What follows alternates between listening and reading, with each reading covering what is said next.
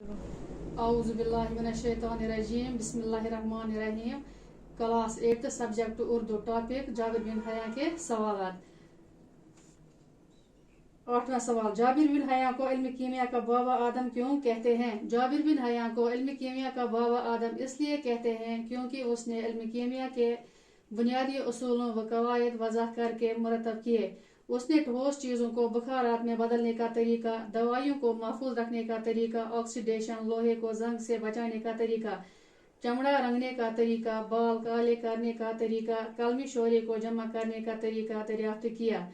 उसके अलावा उसने तेजाब ईजाद किए, रिटार्ट ईजाद की। पचगुब्रे ब्याक सवाल, जेल के मुहावरों को जुमलों में इस्तेमाल कीजिए। गोडनुक मुहावरा, फिक्र लाहक होना। मुझे 8वीं जमात इम्तिहान की फिक्र लाहक हो गई है।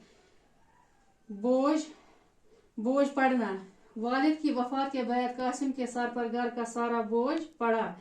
कूट कूट कर भरना। आलिम के दिमाग में इल्म कूट कूट कर भरा हुआ है।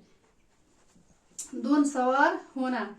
मेरे सर पर आजकल मोटरसाइकिल खरीदने की धुन सवार हो गई है। बाबा आदम, जाबिर बिन हया इल्म कीमिया के बाबा आदम गुजरे।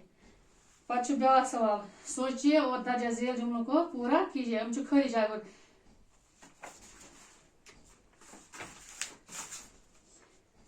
मिसाल, ईजाद करने वाले को मुवाजिद कहते हैं।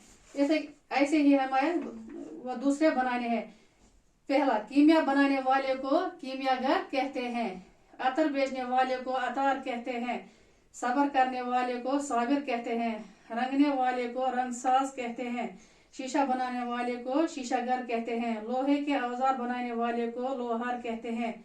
पढ़ाने वाले को मुअल्लिम कहते हैं। इल्म हासिल करने वाले को तालिब इल्म कहते हैं।